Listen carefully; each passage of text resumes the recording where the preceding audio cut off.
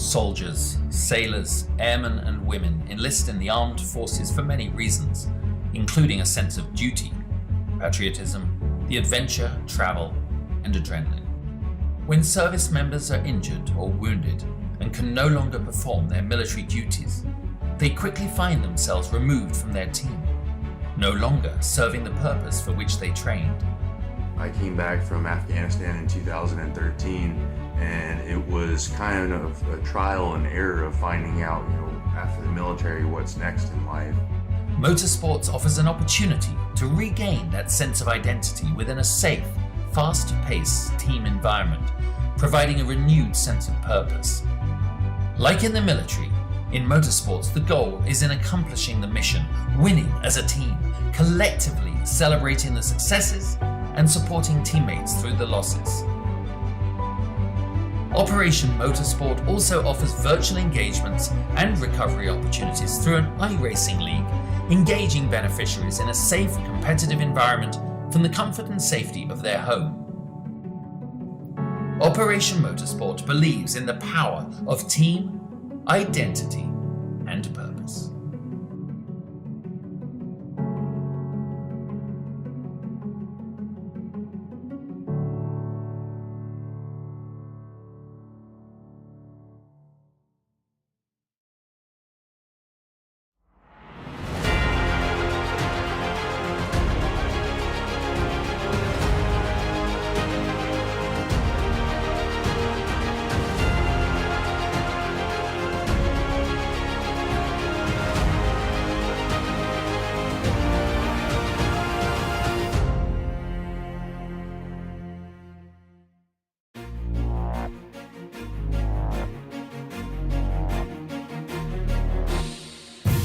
Good evening, race fans, and welcome to Podium Esports coverage of the second round of the 8th season of the Operation eMotorsport League live from iRacing's virtual Virginia International Raceway. I'm your host, Rachel Wyford, joined tonight by my colleague in the booth, Daniel Summon. Our producer this evening is Ryan Bauer, and Ryan is using cameras created by the great Dougie Beard. Well, we are here, of course, at VIR, Daniel, and this track, after Daytona International Raceway, very, very, very different challenge. Oh, absolutely. It's definitely going to be a little bit of a roller coaster, at least that's what it's known for. And actually, even though it's in Virginia, it reminds me a little bit of the back roads back home. Like, I love the elevation change. I love that. Like, I really want to drive this track. It's not one of my strongest tracks, but certainly one I'd really like to drive just because you'd be along for the ride kind of deal. While Daytona is a lot of fun, this is just the elevation change, the off-camber kind of deal, the camber corners. It's just such a different experience, and it becomes more of a joyride almost, and it's quite hard to pass as well in some places. So it's a completely different kettle of fish in comparison. Could it be connected to the fact they call it often the American Green Hell? I don't think he's heard that one. No, there are often drawn comparisons between this place and the Nordschleife in Germany at the Nürburgring, so I can actually see the comparisons. Like that, it very much is a drive in the countryside that happens to also include a race. And worryingly, Daniel, we're seeing a lot of Mustangs facing backwards. I could understand that for sure, and actually I've inadvertently done a little bit of homework for this week. So a friend of mine was running the Mustang in one of the officials, and I'm like, you know what, I'll just sneak into the practice session. He's not expecting me, and I gave it a go. And on cold tires, this thing inherently wants to kill you. I mean, that solid rear axle at the back definitely has the horse and cart level of technologies for suspension, and you can feel it. But once the tires get warm and you get a little bit more comfortable with the car, though, it's actually a lot of fun. Like, it's so much fun. I mean, you could just kind of, once you get the nose tilted and just power on that throttle, and it's almost like it's got a little bit of Shakira going on. Just on the way out, it just starts to give it like a little bit of a booty wiggle. And I think some of these corners, like this one here, you can just see the green and yellow car there, just giving it a little bit of a shimmy. Now the blue, white, and red car giving it another little shimmy. The guy at the front obviously overdid it. A few too many tequilas for that guy, but that's okay. It's part of the nature of being at Virginia International Raceway, at driving that Mustang. So yes, and we'd like to give a quick shout out to CrowdStrike Race, of course. They are a huge help with involvement with the beneficiaries of Operation Motorsport. Who are Operation Motorsport? Well, Veteran Operation Motorsport is a veteran-led and operated not-for-profit based in Raleigh, North Carolina and Brighton, Ontario, serving American and Canadian service members and veterans. Its programs are based on 3 core values: team, identity, and purpose. Operation Motorsport supports the recovery of medically retiring and retired service members affected by their service through motorsports opportunities. Their motto is one at a time. Let's talk a little bit about our classes today in this race, of course, here, Daniel. We have 2 groupings. We have the prototype class, which are faster cars and faster drivers. They're in the Daytona prototype here, the Corvette C7. And then we have the beneficiaries and open class drivers in the Ford Mustang. Do you want to tell us a bit about these 2 cars? So the Corvette is definitely the faster of the 2. It's definitely more aerodynamically inclined. And it was more like, designed outright to be, a race car. I mean, that was the whole... It wasn't... This thing never saw the road going streets. Don't get me wrong, it's got Corvette in the name, but I can't imagine there's too much that really shares, resemblance. Don't get me wrong, I would love one for the road, especially if it comes with a pair of New Balance, but...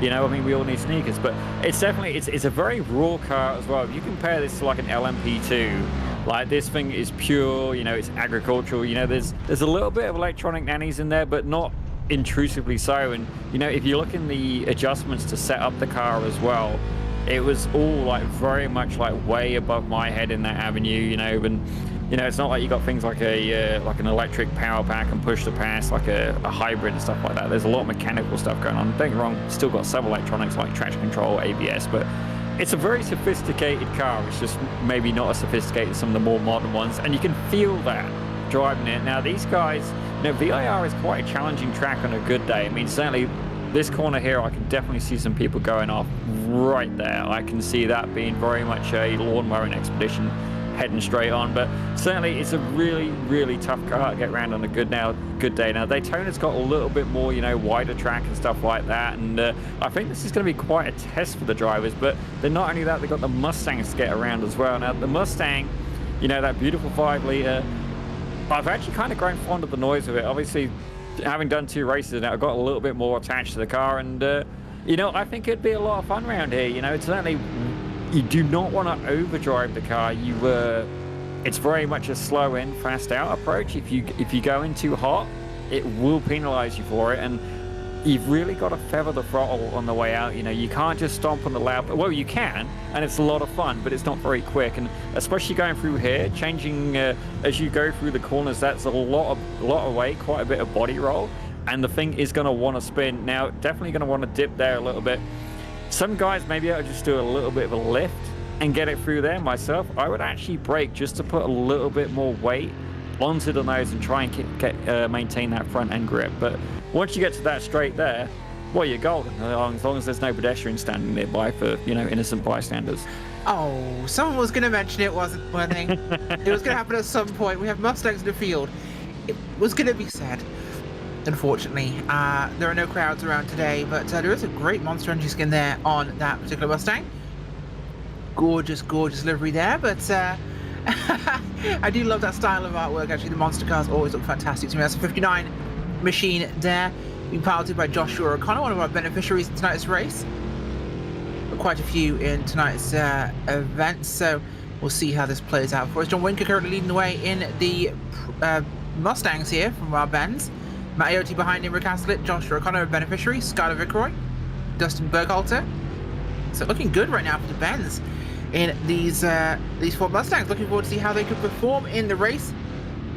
Of course, we have 40 minutes tonight with pit stops, and unlike Daytona, a lot more braking. So will we see more off-throttle time? Will we see less chance of that second pit stop? Because we noticed last time out we had a dash at the end at Daytona, but it's much more of a track where you have more throttling. Will we see it be a one-stop for both classes tonight? That's an interesting point. Now, I've not really managed to explore the fuel side of it, but personally I think adding pit stops and having that reduced fuel tank, it adds an extra dynamic. I mean, some people are great at saving fuel. I'm not one of these people, but speaking of saving fuel though, I was actually doing a little bit more homework on that Mustang. Now, I do apologize, ladies and gentlemen, it's actually a 4.6 litre V8, it's the older motor, and the power output, Rachel, how much power do you think those Mustangs have got? Just fire a guess out there. 500 horsepower. You see, that honestly, that's exactly what I was thinking. I thought, it's got, not just, a couple of melons on there. I thought it had, the full dinner plate, but 325 bhp, it's a bit less, but I mean, the thing, it's definitely not the lightest of cars. 3,600 pounds, apparently with the fuel and the driver.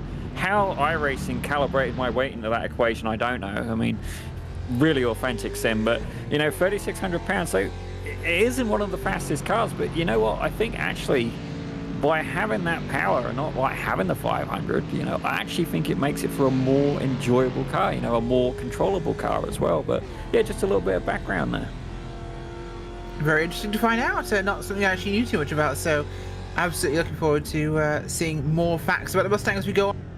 As we said, though, we're on to the last minutes here of our qualifying run. Just under 2 minutes left on the clock for these guys. We'll see how this one shakes down. But what are our predictions looking forward? Well, I'm hoping for a clean race.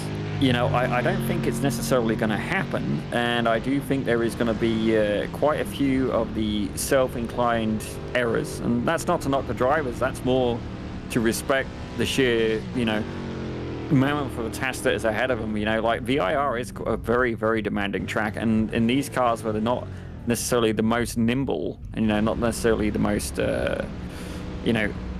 not stable, but technically inclined. The Corvette's got quite a bit of tech in it, not an insane amount, but it's very raw driving it. I can see there being a few unforced errors, as it were. Unforced errors may well be the message of the day today. So to see how that one does play down for us on the racetrack, obviously going to be a major factor. Will we see a differentiation here with how the Mustangs and the Corvettes play on the track together?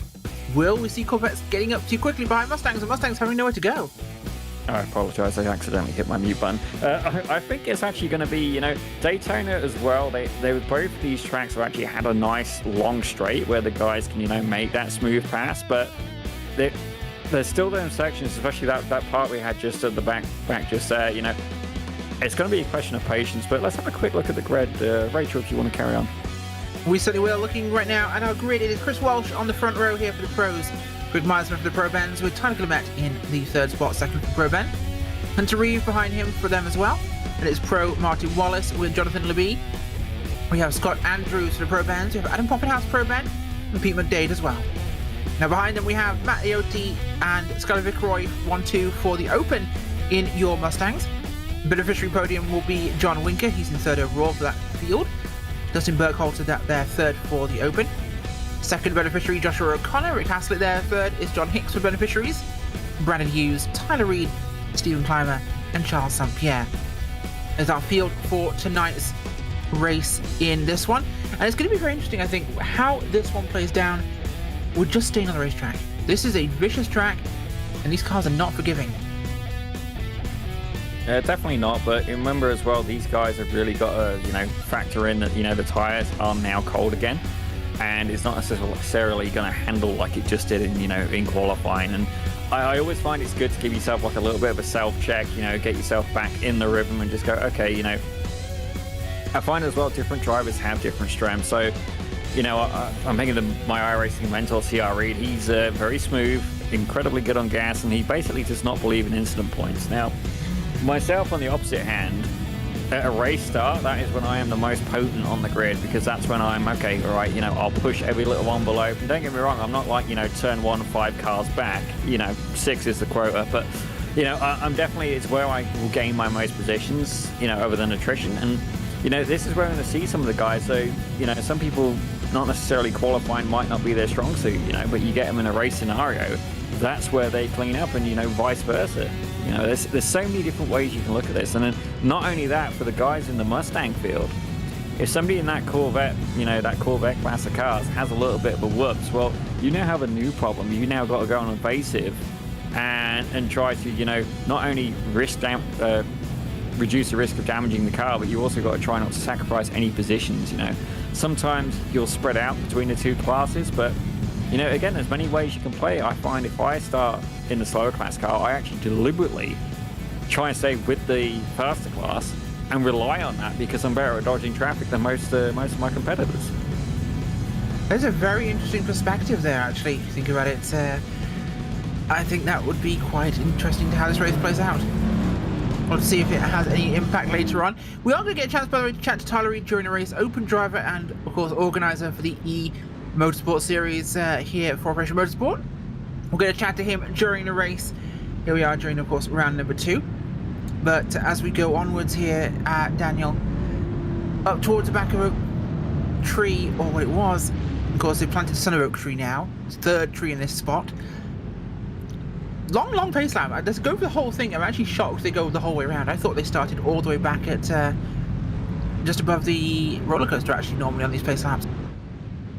Well, myself, you know what? VIR is actually quite a beautiful track, and back when I was doing the Spec Ford series, I found a guy who actually owns a couple of Spec Fords and rents them out at VIR, and you know, absolutely fascinating experience. I would definitely love to do it. If I was going to drive any race car, Spec Ford probably would be the one for me. Just, you know, happy compromise between, you know, raw and not too fast, which sounds crazy as people want to race, but they're a very good car.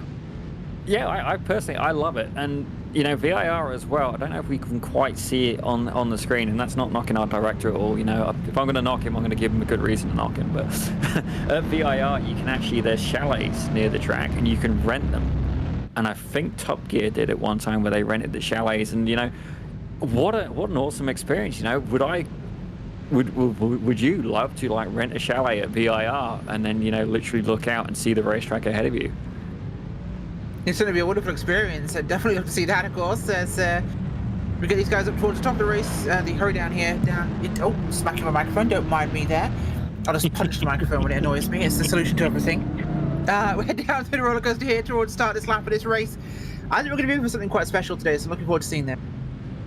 Definitely, we can deliver on the special part. I mean, I'm all for that, but you know, I'm really thinking these guys are going to keep it pretty well behaved for the most part. And I got to say as well, I'm actually really enjoying the paints. I'm seeing that Corvette at the front there with like the retro, I'd say that's retro Air Force paint. By all means, please correct me if I'm wrong, but it looks like they're just getting ready to take the green now. Yeah, they are indeed. Let's get ready to go for this thing. Here we go for the Corvette, starting at the front. And right behind them, we'll get the Mustangs going too. Here we go, the Corvettes. And there's already contact. One crashing on the start finish line. He gets out of the way. Thankfully, Mustangs avoid him. That was contact back there with McDade, who spun around. Contact with Poppenhaus on that initial one. We'll look back at this after we get going here. But into turn 1.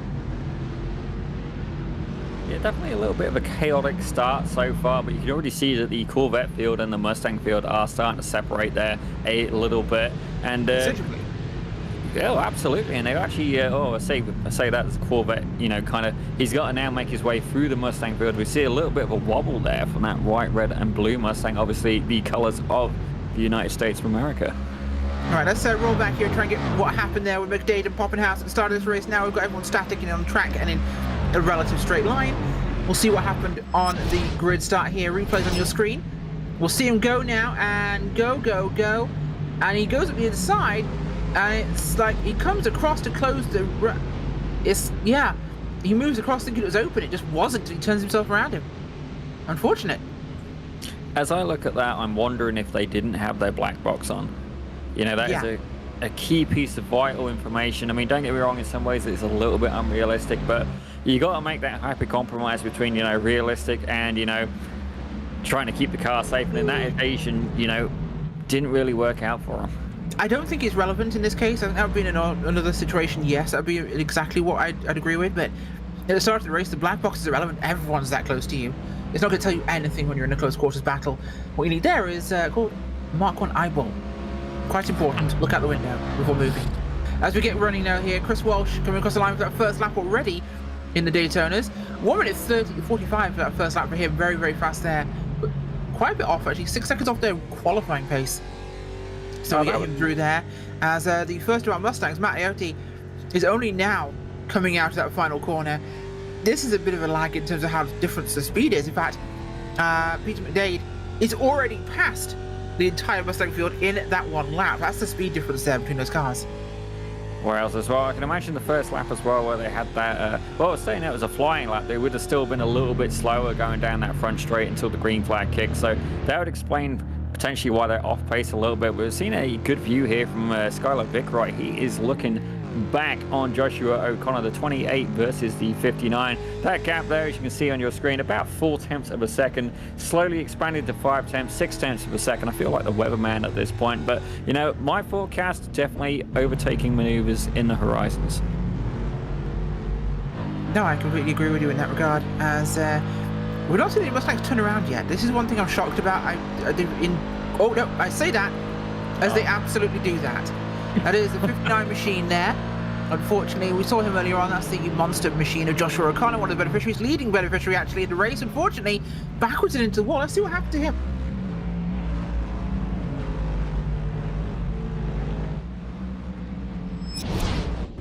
Replays there up on your screen here. We'll see him coming through the corner now.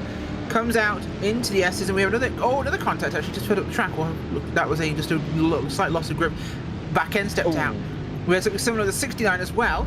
Giggity. Rick Haslett, who just lost the back end on his own on a curb. So these Mustangs starting to just hit curbs and not have a great time. It's not anything major. It's just little minor things like that there. Just to touch the wheel and round he goes. And the car behind him just managed to narrowly avoid chaos. I think he saw a crowd. I gotta say that if he hadn't had that little contact with the guy behind him, you know what, that would have been the best, you know, showboating expedition yet we've seen this season.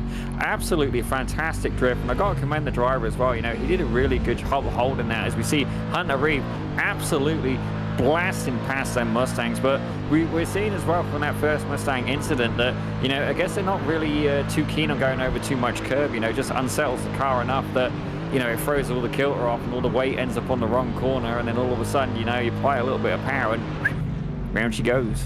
See, it's odd because the Mustang's setup underneath the hood, body-wise, it is quite similar to how NASCAR does it with that solid rear axle, of course. But funnily enough, unlike NASCAR, they hate the curbs. The Mustang just really doesn't like it. I think it's just lighter and this back end is floatier. It hates them. Whereas any of the NASCAR cars, they adore getting on the curbs. But in many of these cases, it's not that that's getting him. It's getting one wheel on the grass after the curb, or grass on the outside of a turn. That is really upsetting our vehicles tonight, as Aote and Vickroy leading away. Good gap there for them. John Winker is now our leader for the beneficiaries. He is just a little bit back, followed by Dustin Burkhalter. Then it's a gap back to Brandon Hughes, John Hicks, Rick Haslett, Tyler Reed, who's running on his own. In fact, we're going to go gather ourselves a Tyler Reed, seeing as he should be available now.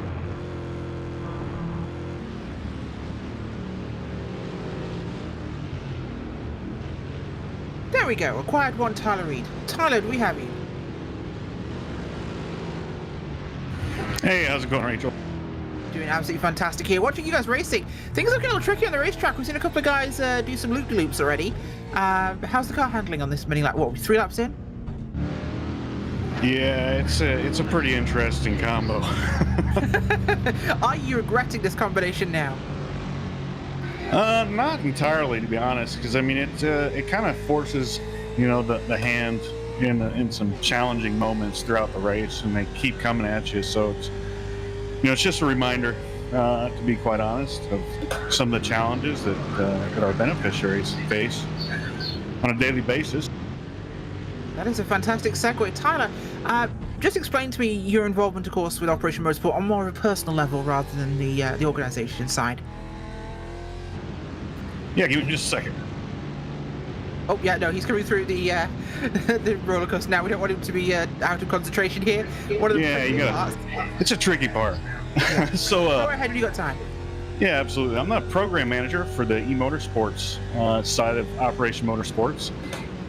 We put together these series, you know, events for the guys to get together and enjoy some camaraderie. You know, it started during the COVID phase of our lives. The race was kind of shut down for a little bit, so we got involved in brought it to iRacing, and it's actually, you know, been doing pretty well. You know, gets guys involved both from off the track and then on the virtual track in a way that, you know, they need in their lives. So it's a benefit for everybody. It certainly seems to be that, of course. And what about you personally? How did it get you involved? I'm sorry? what was your personal story arriving at Operation Motorsport? I came to Operation Motorsports almost 3 years ago now. Participated in one of their events, enjoyed it thoroughly, so I kept coming back. And then I was given an opportunity to be a volunteer as the program manager for the eMotorsport side, and I took it. What better way to help these folks out, promote what Operation Motorsports does for these veterans. Certainly a fantastic cause to help. And if you've got a couple of seconds before we let you go, my partner here, Daniel, wants a quick word with you. Tyler, I got to ask as well, I haven't driven the Mustang a little bit myself in the sim. Now, how are you finding it around the roller coaster, especially going through, you know, them sharp left and right sections are very, with the elevation change and stuff like that. Tell us a little bit how you're setting yourself up for the corner. You know, what's your strategy, like your approach? Well, when I don't have a Corvette coming at me at Mach 6, it's I'm trying to just coast the car, to be honest. I mean, the car gets really light going up into that turn. So I hit the brakes. I'm trying to hit the brakes kind of hard as I'm, you know, loading that suspension and stop as much of the momentum as I can, and then letting off when it gets real light. So I get up over that turn and try to let some of the transmission do a little bit of the work just to control the car. But it's very interesting, especially with these Corvettes coming up at you. It makes it a little bit more tricky.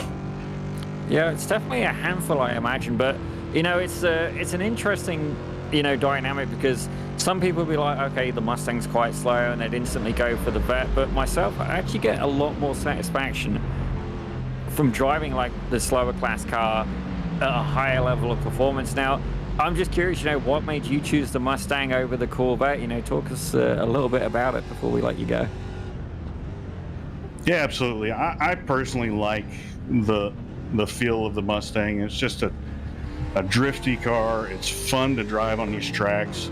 You know, the Corvette's, it's relatively easier. The downforce makes it a lot more easy to handle. But there are some challenges that come with that car as well. But I chose the Mustang just for the pure enjoyment side of it.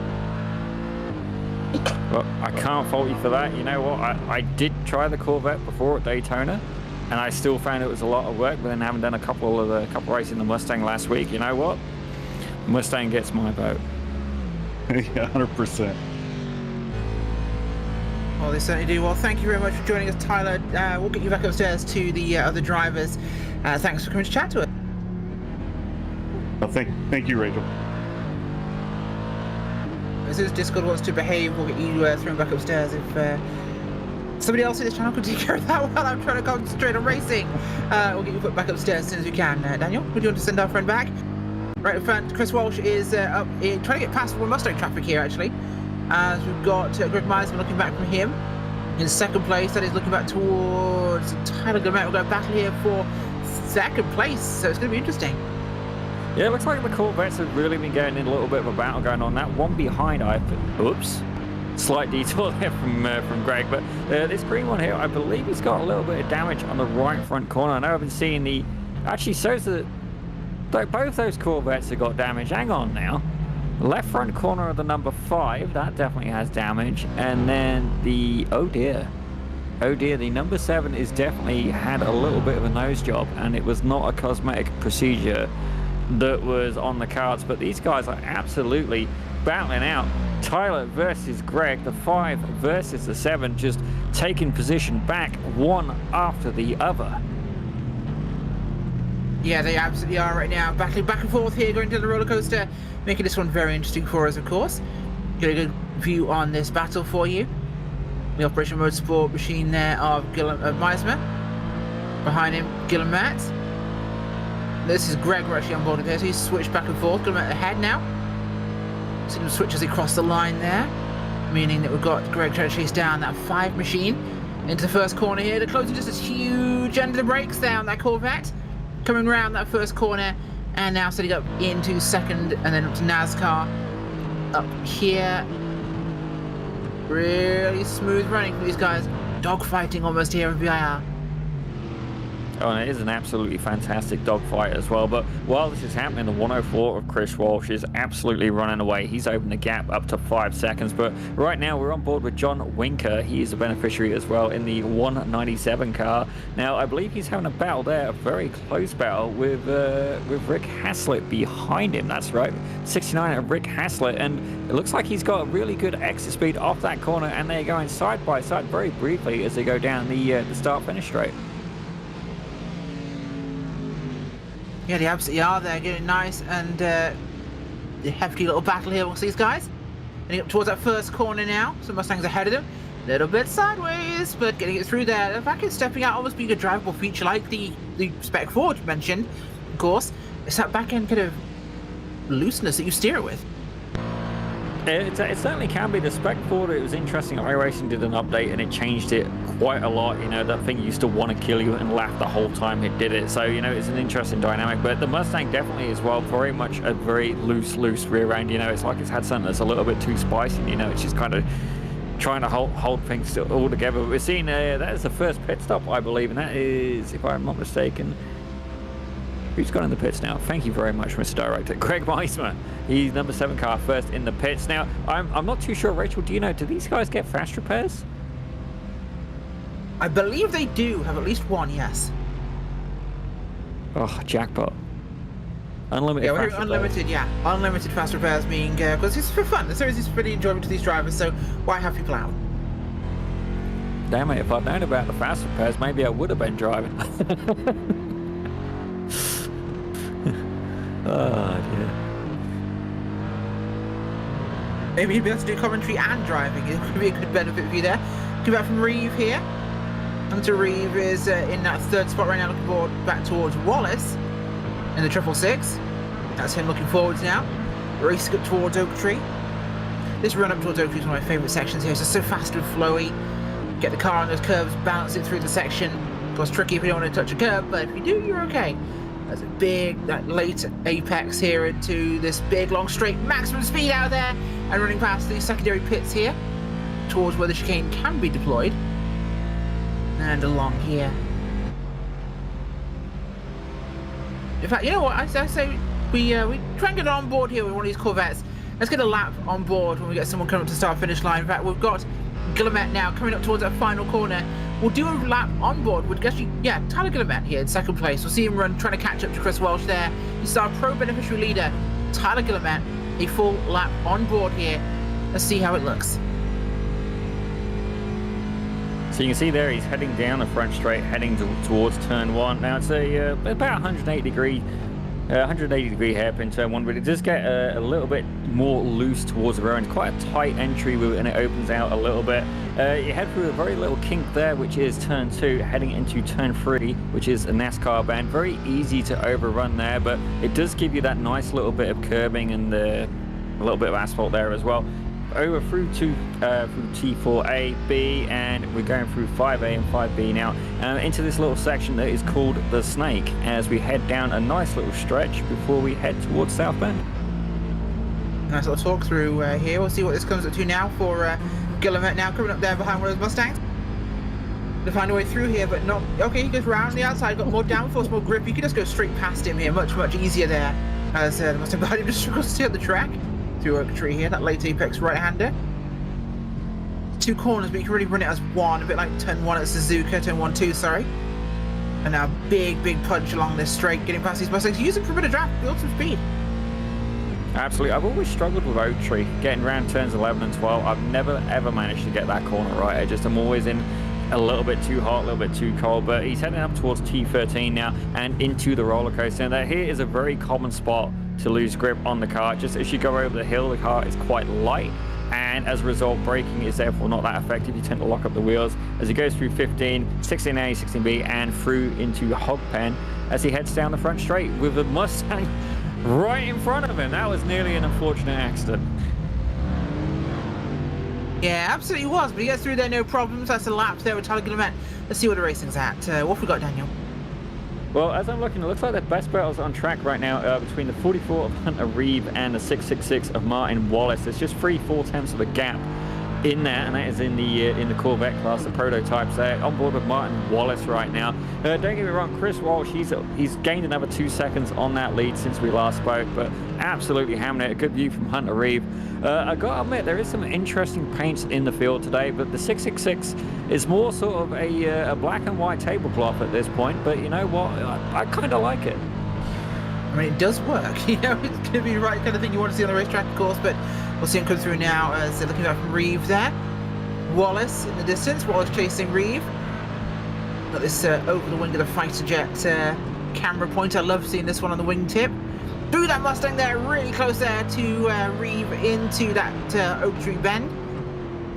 Over a second gap to your leader there. Wallace just right on his tail feathers, coming through the big punch here, using as much road as they can. Little bit of a toe from that lap car, and off they go. It is an interesting dynamic as well. You see, this is why I love multi-class racing, because you're not just racing the guy behind you, but you've got to factor in the other people in the field. And we're going to see here, you can see the car ahead. He's managed to sneak past the first Mustang, but Wallace is now, he's stuck behind this Mustang for another corner, maybe two. You can see Hunter Reeve there absolutely just trying to run away where he can while Wallace tries to deal with one of the Mustangs, but he's going to get caught up again as he goes through Hogpen. Mustang right in the way again, and not only that, the Mustang may not necessarily see him coming. You know, the closing speed on these cars is absolutely insane. Now that gap, as a result, I mean, we was looking at 4 tenths, 5 tenths of a second before.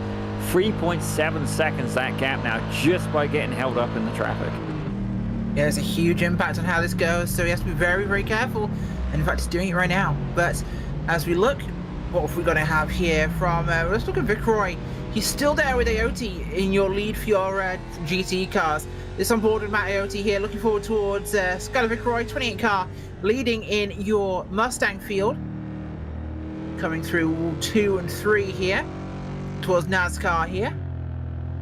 Proto behind him, trying to get through. That is, I believe, your leader, Chris Walsh. That was not him. That was, I believe, if I look through the field here, Meismer, Greg Meismer, getting past there. So where's our beneficiary first driver? John Winker, he's in pit road getting service. It's always a good time to have a pit stop. You know, you can see the mechanics obviously standing to absolute attention. And I gotta say, as I examine the paints as well, John Winker, if I get a good shot, there you go, beautiful shot. Every time I see his car, now I'm 100% no way endorsed by these guys, but I keep saying Tommy Hilfiger. Like, I don't know if you're getting the same, but I'm just seeing and then thinking of some nice aftershave my sister bought me many years ago. Well, I don't see that one myself, but I'm watching it on the broadcast, and I can see something similar. But it's certainly a good-looking car. I wouldn't say no to that, but then again, you know, my taste in cars is comical on a good day. So, I think Resilience Racing's livery actually on his car on my screen here. As we're looking at onboard O'Connor here. That's a 59 car. It's that Monster Energy block machine. RIP to the can. Coming through here. Oh, sorry. That was a man who could drive. You mentioned Ken Block. Now, you know, there's different kinds of driving. Obviously, you got race driving, you got people who do like rallycross, and you know, there's so many different disciplines within driving. But you know what? He's got to be probably one of the best drivers in the world. Or, you know, it's just the way he could control a car and pinpoint it. And like, he makes me think of another guy called Ross Swift. Now, not as well heard of, but Ross Swift, for example, can literally get a car and strip the parts off it, like by drifting and doing tricks and stuff like that, while still keeping it running, down to a absolute art form. Worth a watch at any point. You know, not something I'd want to watch all day, but you know, a bit of bathroom reading or viewing perhaps. You know, watch Ross Swift literally dismantle a car with driving skill. It is incredible to see. Oh, I imagine it is. Well, as it stands, we're looking to these guys. 6 is on pit road here. That is Brandon Hughes from the 4th spot in our open field. Got some more guys coming along here. That's him now heading off pit road. His job is done for now. Leaving a very nice set of 11s as he leaves the pits. But I gotta say as well, he is also rocking that black and white tablecloth livery. I'm wondering if there's like a little bit of team tactics going on here. We've got one in the Mustangs, one in the Bets. Could well be. That. We'll see how it does come out there, but looks like teamwork for certain. As where are we now? What have we got sitting around here? Oh, whoopsie! Meismer gets it wrapped around. That is Greg Meismer there. A bit of a whoopsie doodle in the roller coaster. Just got a wheel. Actually, no, he wasn't even on the wheel. He was just on the middle of the track. He just upset the car, braking too heavily. I don't know. I think the ABS in these... I just heard somebody go off there. Somebody's just scared. I don't know where, but somebody's just scared. I'll tell you what, it was Tyler Guimet. I've just had him on my sim. I could hear him having a little bit of a whoops there. Like turn 3. It does appear to be the season of the whoops, actually, he's driving.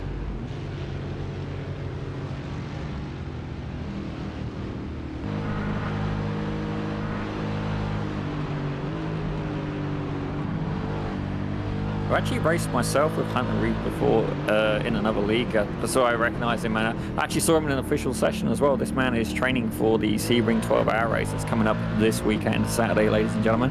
If you're really desperate for a driver, yeah, I'm up for it. But right now, he's got Tyler right on his rear end, and you'll see as well that rear wing punching a massive hole in the air for him and really give him an opportunity to close that gap. Obviously, these guys spread out to about 3.7 seconds earlier, and you can see there, if I look at the last lap times, there's about a second difference in it, maybe 1.5. But you know, the traffic really stipulating how much these guys can fight. As you can see, they both get through pretty clean there as they head down into Hogsbad and down onto the start straight. But you know, going into turn 1, I'm pretty sure they're going to be a long shot at that Mustang. But it's so difficult when you got other traffic in the way and you're just trying to have that fight. But it looks like at the minute it's just going to be, you know, mano a mano as they head down into turn 1. Seems that way. Well, right now they're getting their jobs done as Walsh running a pretty clean race here, 11.7 seconds.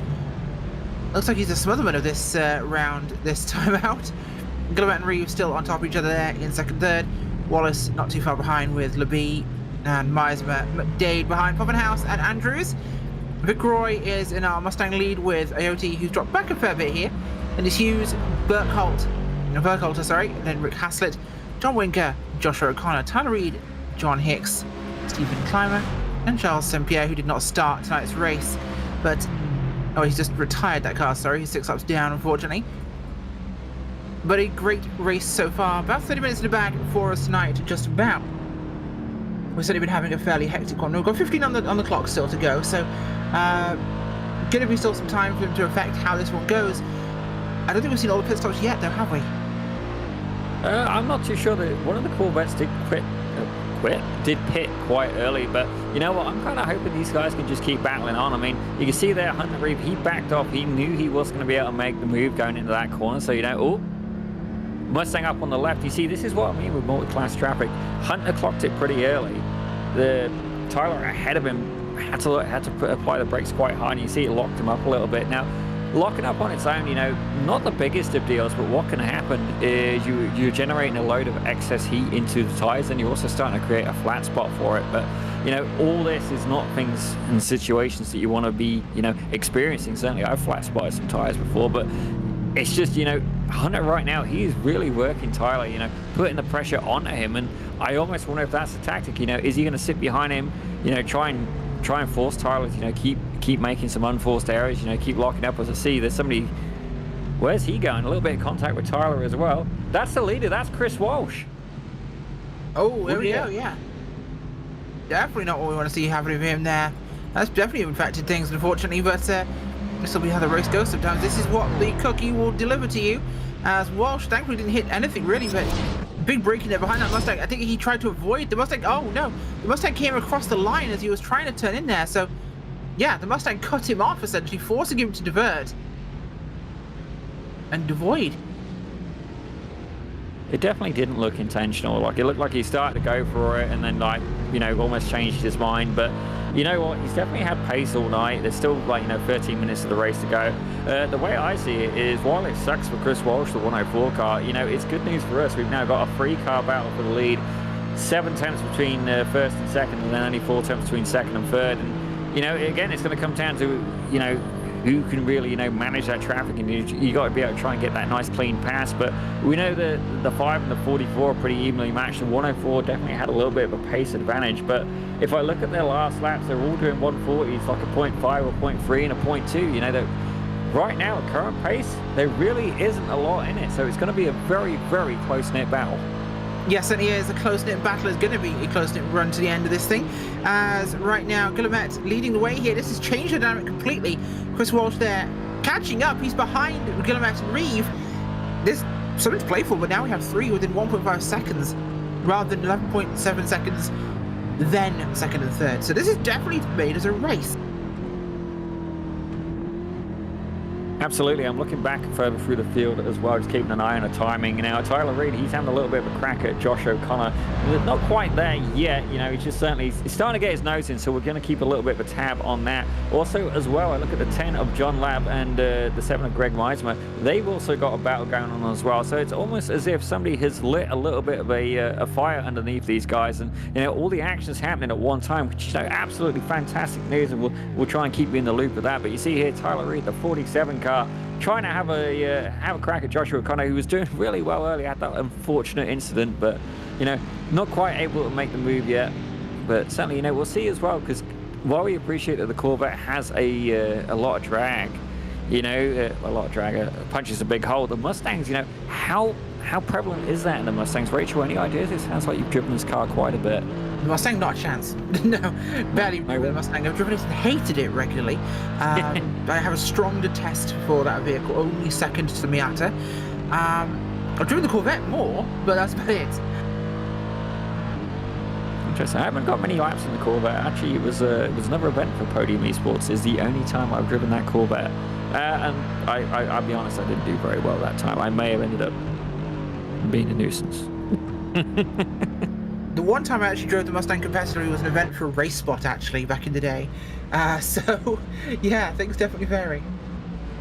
Well, as we look at that battle right now between first, second, and third, no moving in positions as it stands right now, but certainly that gap is staying nice and close. And with 10 minutes to go as well, you know, if these guys have to make another pit stop, it does open up another potential tactic. You know, can you go for the undercut? You know, Chris Walsh, he had that good start. He got away quite cleanly. But right now, again, these guys, last lap, quickest is a 0.3, fastest is a 0.7, 0.8. You know, there really is only like, oh, that's contact.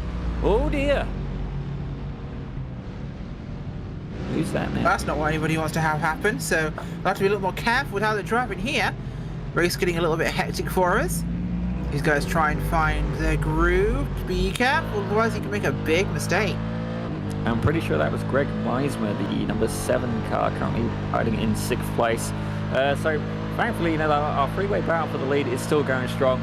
4 temps between, you know, first, second, and third. And Martin Wallace about 6 seconds behind them, so he probably will not enter the equation. But you can see here as well, there's 2 Mustangs ahead. That looks like Tyler Reid's Mustang, the closest one to the Corvettes. And oh, you can see that having a little bit of a sniff there. Chris Walsh seeing an opportunity, putting his nose in, and then going, you know what? I've decided to think better of it. Yeah, he certainly has. That's definitely not the place to put it right now. You want to keep that one slightly to yourself, because otherwise it ends up with a bit of a mess. Coming up though, they've got a lot of traffic ahead, and that can make things interesting. But Walsh sticking his nose on the inside. Has a look here up the inside of Reeve into 1 and 2. That Mustang's going to be a pick here, and it'll just give them enough room. He has to back out. This is going to heat this up. We're on 9 minutes to go, guys, and we're going to race for our lead. Oh, it's absolutely fantastic as well. Hunter Reeve looked like he was going to put a nose in on Tyler to take that P1, and then all of a sudden, you know, a little bit of a change of plan, and Walsh is like, thank you very much. You know what? If you're not going to, I'm going to have a little bit of a crack at it. I think that's exactly what he would want in that sort of situation to really impact this. So we'll keep our eyes on this as we go on here with how this will change matters. But for the time being, it's going to be all about who can blink last. It's definitely, and not only that, when you start getting in these scenarios as well, you want to start braking later. Well, you want to start braking later. You want to start throttling on earlier. But the trick, you really just got to try and, you know, keep yourself, you know, dialed in. You know, not over push it, because again, these cars, they're not the most forgiving of sorts. You know, if you start doing that in a GT3, you can get away with it quite a bit more. The Corvette, you know, it will lock up, and definitely if you brake too late and you lock up, you're either going to plow straight on, or, you know, you're just not going to get stopped on time. You're going to be off your line and get an absolutely appalling exit. Now, the trick for me is I find, slow in, fast out, and try and work the guy. You're not just racing the track, you're racing the person ahead of you. Try and put them in a scenario where they're under pressure. Manipulate the surroundings to your advantage. Yeah, certainly is. As trying to make sure you keep things in a straight line here, make sure everyone's balanced. Walsh has compounded open. He's got two very veteran drivers ahead of him. Guillemette and Reaver, no slouches. Walsh may be faster. We can tell he's faster on the racetrack here, but they are not giving him a door. That door is shut in his face. Well, you say that now, he's going to put that's a little bit of contact there. Not the cleanest of passes, I'll admit. I mean, Reeve running a little bit wide, Walsh, able to slip through. So we'll see what happens with that. But, the man's definitely motivated. He's keen. He wants to catch up back up to Tyler. And right now they spread out a little bit. Again, you've got about 9 tenths to a second between first and second. And Reeve is about, again, a second behind them still. Yeah, he is right now. We'll see if he can keep this one in place as we go on. But let's just make sure this is behaving itself. Tyler Guillemette holding on to that front here. Doesn't want to get into any trouble. Walsh could definitely be in this one. 6 minutes 40 to go. Could this still be his race? Certainly, he's got Walsh right on him. Guillemette's definitely got to defend, and the question is as well. Is Guillemette is defense his thing? Is he more of a not offensive, but well, there's different meanings for it. That's the beautiful thing about the English language. There's different kinds of offenses. Obviously, there's offensive that people don't like, and there's also offensive, in terms of attacking and being quite a dominant alpha driver. And at this point, is he going to have to defend? Walsh, we've already seen, he's keen. He'll put a nose in where he needs to. But as we look here, we have another battle going on. This is the 197 of John Winker ahead, with Joshua O'Connor trying to make a recovery back through the field. Now, Tyler Reed did make a move on him a few laps ago, and you can see there O'Connor, for the beneficiaries lead, he's trying to make a absolute crack at it. Not quite got the legs on it though, and you can see another Mustang ahead, Tyler Reed's Mustang at the front of that pack. But that is absolutely incredibly close, just 2 tenths of a second. Don't get me wrong, it doesn't even look like that much. This guy could literally put a rubber chicken between the two bumpers and it would squeak. Yeah, really, really close here. This is definitely winding up to be something really special as we come down to the end of this race here tonight. I must say, it's been a fantastic run, and I'm really impressed with how the drivers are put together. Compared to Daytona, whole different race we're seeing tonight. Absolutely is. I am loving what we're seeing from these guys. So we'll have to see how this one boils down to the very end of matters. But as it goes, Walsh is still... He's looking like he could take a chance here. He's going to go for the dive. Here he goes, parallel, and he'll have the corner. Clears it before the corner. Chris Walsh resumes the lead here, but it is, of course... It's the overall victory, of course. Tyler Guillemette still wins for the beneficiaries if he finishes even here. Well, it does look like he's both cars actually carrying a little bit of damage. These guys have been trading paintwork for sure, but I do wonder if they're going to have to make that one little splash and dash, and if so, that will open up that other opportunity. But I am seeing a lot of smoke ahead. Is that just me, or are you seeing smoke too? Yeah, smoke there. Someone's cleared out the way though, I think, so nothing will impede the race as far as I can tell. Although I'm still seeing a bit of smoke here. Is someone popped their motor? Has someone booped their motor further up there? I can't tell really what's happening right now. I think someone's had a... Oh yeah, we've got smoke here. We've got Dustin Burkhalter coming out off the exit there, the apex. You see him just on the road on the left there. Burkhalter's motor is absolutely smoking. There's another one further up as well. I can see it. Look at that. Look, there's a smoke show going on. Oh, Mr. Director, please let us see the barbecue car. Does it have wings in it? So, breaded wings with barbecue. That was how I'd like it. Oh yeah, that's pooched. Yeah, that thing is toast, unfortunately, as they'll try and proceed with the race here, of course. He's going to make it back to the end, but he's still out of the way of people mostly. It's just quite an atmospheric event now. I actually think, what do you guys see? In England, we have the red arrows. Oh, of course, you're from... I'm in England. Yeah, that's fair. I apologize. I'm trying to put it into maybe Cameron or Ryan can. Well, they have the Thunderbirds. They have the Blue Angels, of course, in America. We have the Red Arrows. Yeah, quite a few. You get where I'm going with this. It looks like, well, he's either doing that in the glorious side or in the not so glorious side. He's crop dust. And there is another thing as well. I mean, he may be hotboxing the car. I mean, I haven't ruled it out. Yeah, Cheech Chong Motorsports. There you go. He's on the race track. He's going to reverse. He's going back out track here. Keep going. Burkholder limped it back and made it keep going. So bonus to him there. Looking at 2 minutes 40 left on the clock here for Walsh. Can Guillemette take it back? Honestly, I'm invested in Burkholder making that thing keep going all the way around. That to me is entertainment value at its finest. You know, just because it should go bang. You know, it's the impending doom that is about to happen. I'm looking forward to it. We almost need to start getting some screens up. Putting odds on will he make it or not. But users, if you're in the chat, will he make it? Put it in the comments. By all means, we'll laugh about it afterwards. But we can see here there is a freeway Mustang battle going on. Tyler Reed at the front of that in the 47 Mustang, and oh dear, that is John Winker having a little bit of a twitch there, and managing to absolutely fantastic recovery power to the guy. That would not have been easy to save.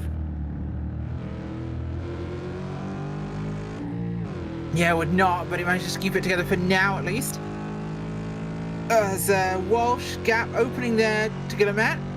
The Mustangs will get in the way here, but still keeping a chance there. There's still opportunity, but it's widening every second.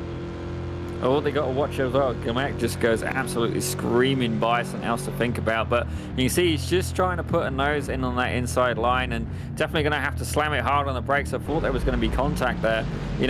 He's racing smart. He's not going for the absolute just send it maneuver. He's really, trying to time the pass, and I'm wondering if he's going to be able to get right up on the rear of Winker there, and just try and carry a load of exit speed out of Hogsbed, and maybe make a move into turn one. Obviously, the Corvette's going past doesn't make it easier, but that's okay for right now because he's just got to try and stay tucked under the rear bumper of that Mustang.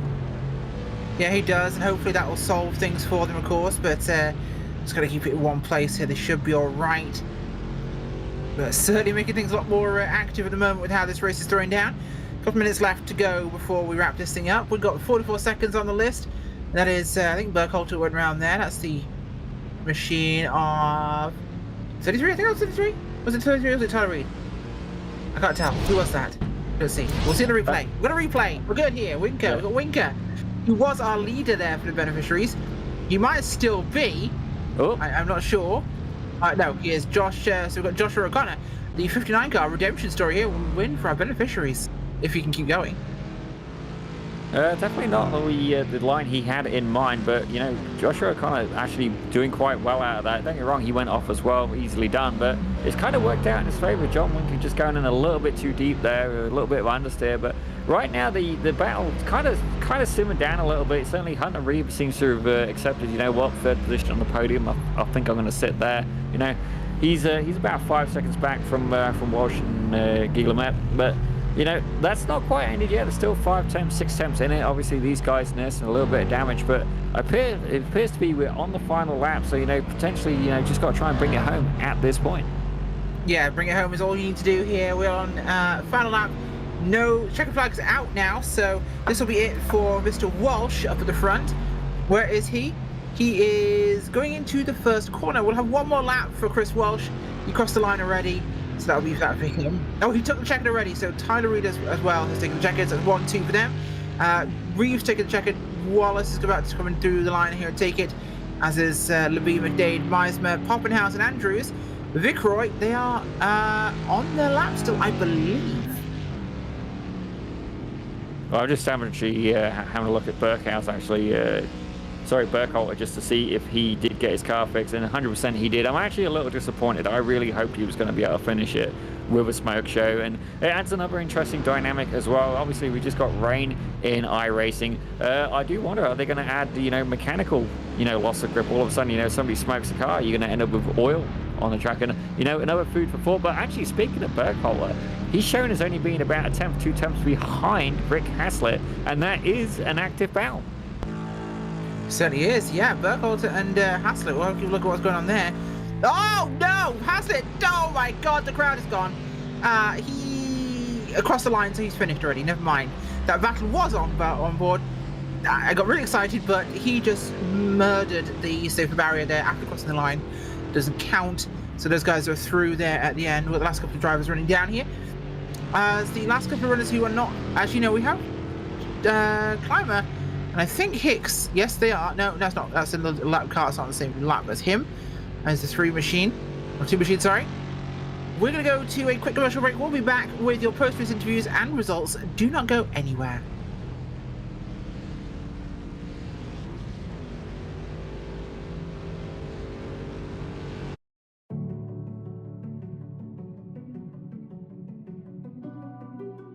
Soldiers, sailors, airmen and women enlist in the armed forces for many reasons, including a sense of duty, patriotism, the adventure, travel, and adrenaline.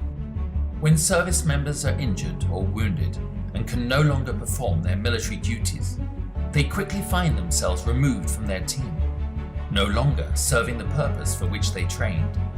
I came back from Afghanistan in 2013, and it was kind of a trial and error of finding out, after the military, what's next in life.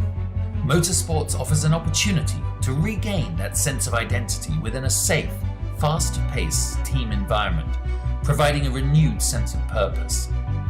Like in the military, in motorsports the goal is in accomplishing the mission, winning as a team, collectively celebrating the successes and supporting teammates through the losses.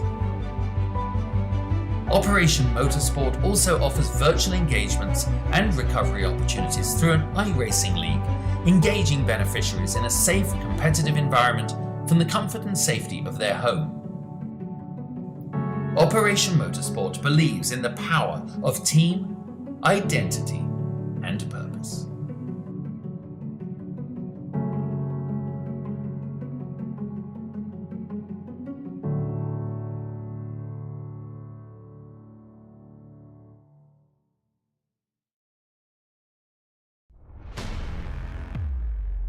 Welcome back, folks, to Operation Motorsports, round number 2 of Series 8 here at VIR. Coming home with the W today for the pros is Chris Walsh, with Matt Wallace in second, Martin Wallace in second, sorry, if I can speak English, and third place all the way down there to Jonathan Leby. For the pro beneficiaries is Tyler Guillemette there with Hunter Reeve and with Pete McDade, Greg Meismer, then Andrew Poffenhaus and Scott Andrews. Behind those guys in the Mustangs is going to be for the Opens, Skylar Vickroy, Mattioti with Brandon Hughes, Tyler Reed there with Rick Haslett and Dustin Burkhalter. For the beneficiaries, it's going to be Joshua O'Connor taking the win there in the 59 machine with John Winker and John Hicks in third, and Stephen Clymer and John Charles St. Pierre. Those are our results today, and we're going to see who we have coming to chat to us. Tyler Guillemette's ready for us right now. So we'll have a quick chat to Tyler, who gave him second today overall, but Pro Ben winner. Tyler, great battle at the end there with Chris. Looked pretty hectic. Yeah, that's a good way to put that entire race. Very polite of you. Tell me what you really think. Honestly, it was a great race. Having missed week 1, this was my first opportunity to race with this car combination, and it was stressful, but everyone played well for the most part, and we had some really good battles between me and Greg and Hunter and Chris at the end there. Certainly looked to be, of course, and in terms of this racetrack car combo, how are things working out with the C7s and the Mustangs on the track at the same time, especially a narrow place like this? When we're coming up behind them to pass, we have to make the decision about 200 feet behind them and hope they stay in that same line. Yeah, it's like a fighter jet trying to pass a Spitfire. It's happening whether they wanted to or not. It's just about making sure that you don't fly into them, essentially. Right, yeah. Yeah. So, of course, a great run for you today. And definitely one of the tricky tracks. Is this one you like or not? I really enjoy VIR when it goes well and don't when it doesn't. It's a very eloquent and appropriate way of phrasing it. I mean, I like every track when it goes well, and I hate it when it doesn't. But, I mean, this track, I think, applies more than others. It's very much a Marmite track. Anyone you'd like to give a shout-out to or thank? I got to thank Operation Motorsport. Had a great week in Sebring last week, even if our race didn't go how we wanted. Thanks to Archangel Motorsports for bringing me on this year, and then all the guys on the sim side, Tyler Reed for putting the season together, and then everybody in the race. It was great. Awesome. Thank you so much for joining us today, Tyler Guillemet, coming on today with a win for Pro Ben. Next up, we've got Joshua O'Connor, who's joining us for the winner for the beneficiaries field, and he's standing by with Daniel Zippy Salmon. Hey Joshua, obviously quite a colourful race for you. You know, having that little bit of a battle there at the end with John Winker. Now, tell us a little bit about that battle, just to start with. Man, I got caught up in a wreck early on, so we had to go take an early repair and come back out. But I knew John and the beneficiaries was going to be up there most of the night when he did. It was when I pitted early, I thought it worked out, and I came out right behind him when he pitted, and it was just us staying close together. And he started getting away from me, and I tried to use the advantage of the faster cars coming around us to try and cover some of that gap whenever I could. I had Tyler behind me for a little bit, and I was applying a little bit of pressure, and I eventually let him go. But I was just trying to keep up with him the whole night. I knew he was the guy to beat. Well, definitely, there's certainly some talented drivers out here, and then not only that, the Mustang is quite a unique horse to try and tame at the same time as well. And then not only that, VIR obviously it's known as Rachel was saying earlier, it's known as America's version of the Green Hell. But tell us a little bit about going around the track. Is there any particular corners that were more risky than others? Give us a little bit of a walkthrough. As you drive the track.